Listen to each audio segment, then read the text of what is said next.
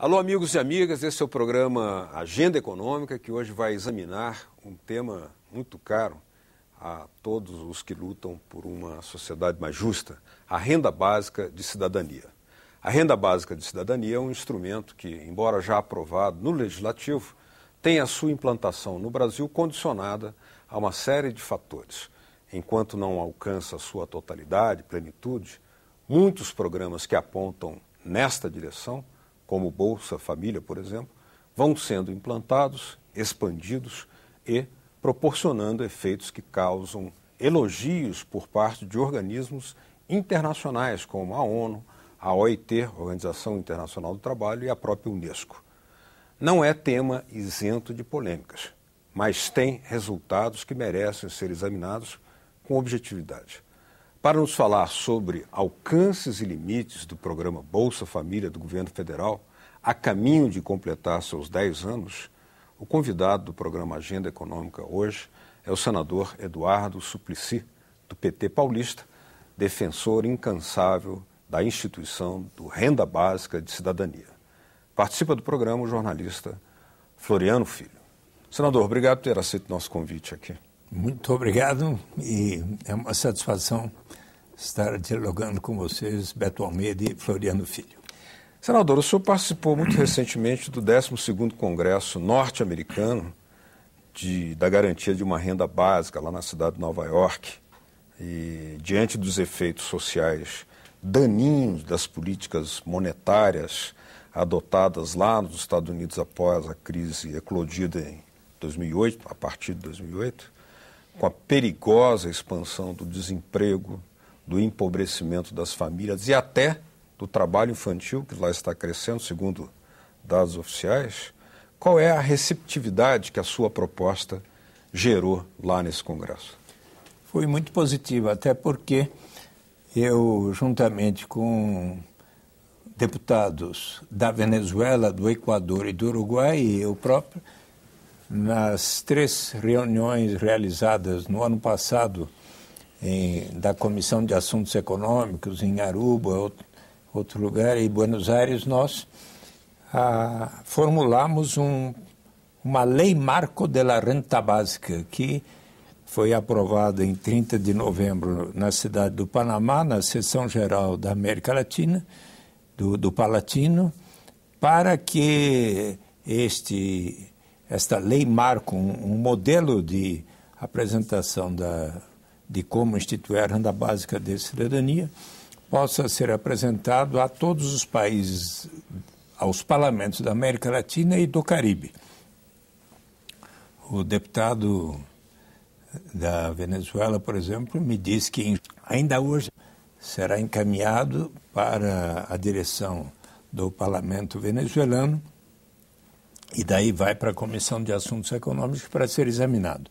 Esta lei marco da renda básica tem como base a Lei 10.835, que diz, conforme você assinalou, que a renda básica de cidadania, que se refere ao direito de toda e qualquer pessoa, não importa a sua origem, raça, sexo, idade, condição civil ou socioeconômica, será paga a todas as pessoas um rendimento que, na medida do possível, será suficiente para atender às necessidades vitais de cada um,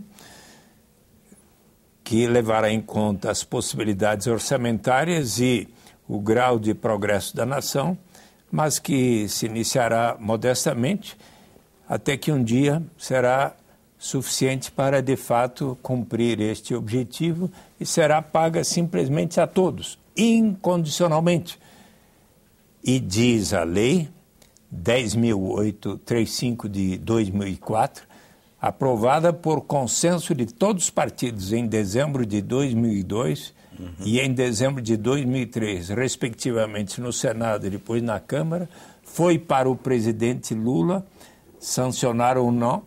O ministro Antônio Palocci da Fazenda, então, depois de dialogar comigo, disse ao presidente Lula, como é para ser instituído por etapas, é o que está no parágrafo único, o parágrafo 1º da lei, é factível, pode sancionar. Vocês conheceram aqui o senador Francelino Pereira, que em abril de 2002, foi designado como relator da proposta. E eu dei a ele, então, o meu livro, Renda de Cidadania, A Saída pela Porta, para que ele estudasse a proposta. E ele me disse, olha, Eduardo, eu estou com 81 anos, fui governador de estado, sou senador hoje, não vou ser mais candidato, mas eu vou estudar com atenção.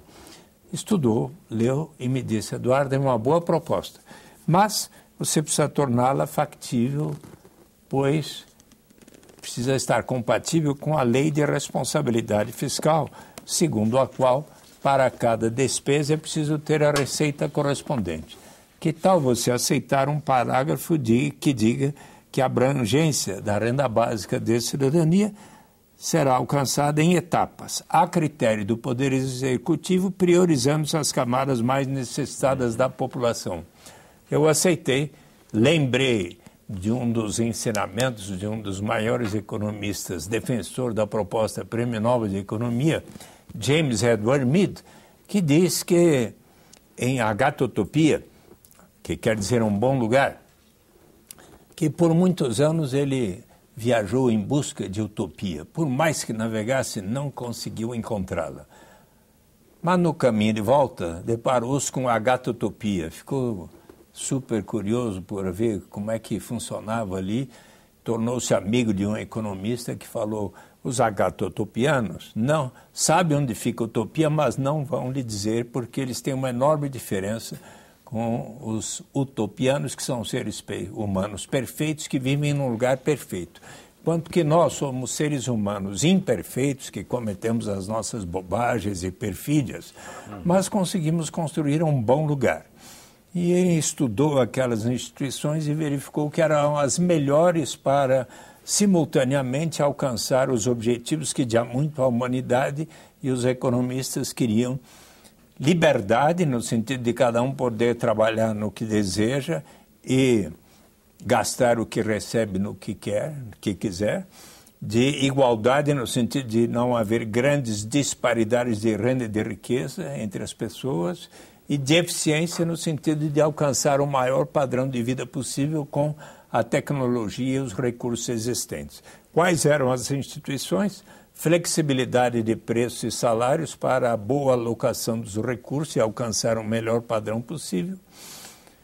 Muita interação entre capital e trabalho, empresários e trabalhadores, propondo que trabalhadores fossem contratados não apenas por salários, mas por participação nos resultados, cota de participação nos resultados, mas às vezes até por causa de secas, inundações, tempestades, terremotos, tsunamis, etc., fenômenos internacionais, você pode ter quedas de preços, pode ter dificuldades para os que participam do processo produtivo, e então você precisa de um outro elemento que é justamente a renda básica de cidadania.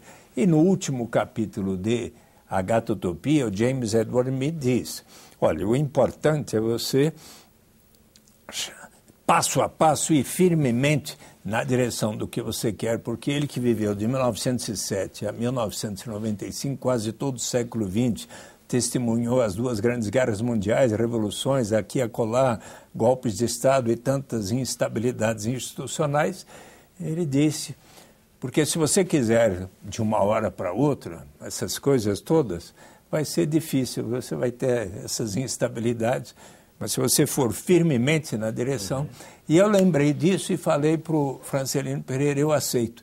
E daí, e graças a isso, o Senado e a Câmara aprovaram por todos os partidos. E quando chegou no Palocci, ele explicou ao presidente Lula como é para ser instituído. Passo a passo, é factível, pode sancionar, o presidente Lula sancionou.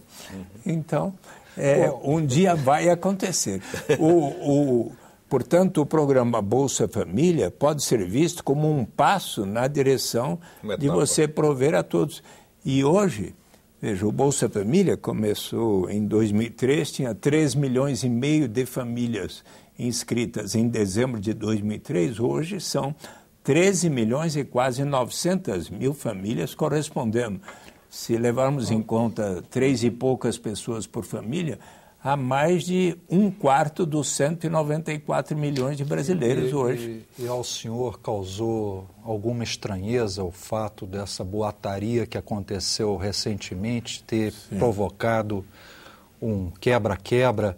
Eu não me refiro ao episódio em si, mas ao certo desespero dessa quantidade enorme de pessoas que denota talvez uma dependência da qual seja difícil de se livrar. Ou seja, eu tenho a impressão que o objetivo não seja o dinheiro pelo dinheiro, mas possibilitar que isso seja uma ponte para transformar a vida das pessoas, eu imagino, não é? Sim, mas você pode... Haverá muito maior tranquilidade, nós podemos ver pela televisão o rosto das pessoas desesperadas, empurrando uma a outra para conseguir sacar o seu dinheiro, mas imagine o dia que a presidenta Dilma puder transmitir ao povo, vamos supor... Posso explicar primeiro o Bolsa Família para chegar na renda básica de cidadania? O senhor acha melhor? No Brasil hoje, toda família cuja renda familiar por pessoa não atingir R$ 140 tem direito ao benefício do Bolsa Família. Caso a renda familiar per capita não alcance sequer R$ 70 por mês, por pessoa, tem direito ao benefício básico para começar de R$ 70 mais R$ 32, 64, 96, 128 ou R$ 160 se a família tiver 1, 2, 3, 4, 5 ou mais crianças até 15 anos e 11 meses, mais 38 e 38 se tiver 1 ou 2 adolescentes de 16 a 18 anos. Há condicionalidades. A mãe, se grávida estiver, deve fazer o pré-natal durante a gravidez até que nasce o nenê. Os pais devem levar as crianças até 6 anos, realizar as vacinas na rede pública de saúde. Crianças de 7 a 16 têm que frequentar 85% das aulas, adolescentes 75% das aulas. Esse é o programa Bolsa Família. Só abrindo um parênteses aqui, senador, o alcance da pergunta, da preocupação que eu externei aqui para o senhor, era no sentido até lembrando um pouco daquele paradoxo levantado no campo jurídico pelo Hans Kelsen, né? O ser e o dever ser. Certo. Uma coisa é o que está escrito na lei, outra coisa, e o que deveria ser. Outra coisa é o que é a realidade, que não é tão bonita assim. Sim. E a gente vai aqui do lado do Senado, tem famílias em condições precaríssimas, né? Que até parece que tem um programa que o senhor defende também, de ir lá e dar um apoio in loco para essas famílias. Mas a gente vê que no papel é tudo muito bonito, mas quando você vai ver na realidade, as pessoas se empurrando, as pessoas ainda vivendo sem condições mínimas, né? O ir até essas pessoas, famílias, constitui um passo daquilo que a presidenta lançou desde 2011, a chamada busca ativa, pois,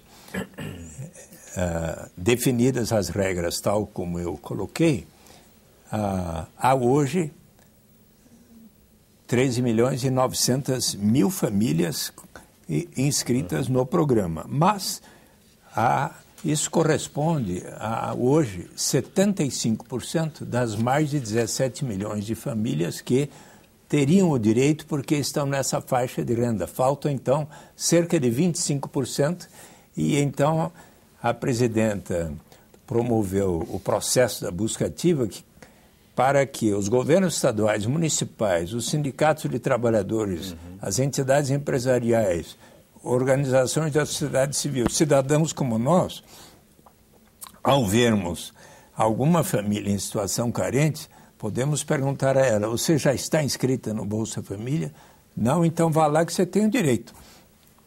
Se inscreva na Secretaria de Desenvolvimento Social, de Promoção Social do seu município, e ela tem esse direito líquido e certo. E mais, pelo programa Brasil Carinhoso Agora, toda família onde houver pelo menos uma criança até completar 16 anos, basta uma para que aquela família tenha garantido considerado a renda do pai e da mãe, da família, mais o benefício do Bolsa Família, tal como eu descrevi, então,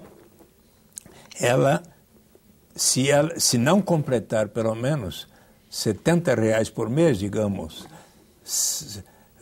9 pessoas na família, se não alcançar pelo menos 9 vezes R$70, 630, então essa família tem o direito de receber o necessário para completar 70 por mês.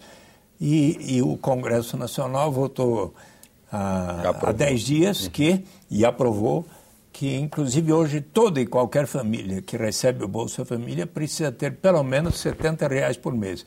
Então, já se tem hoje a garantia de uma renda mínima de R$70 por mês com a descrição do programa Bolsa Família, tal como eu há pouco o fiz.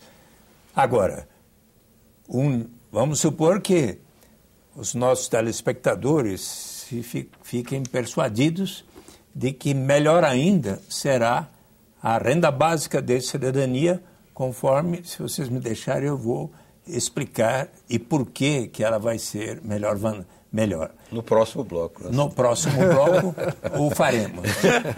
No próximo bloco, então, do Agenda Econômica, nós vamos examinar, primeiro, as explicações que o senador vai dar sobre renda básica de cidadania, mas também algumas propostas que o presidente Lula, ex-presidente Lula, vem apresentando nas suas andanças pelo mundo para ajudar ou tentar colaborar para a solução da crise econômica que tem atingido, inclusive, alguns países ricos, ou seja, no sentido de estimular a expansão do crédito, da renda de solidariedade ou os programas sociais.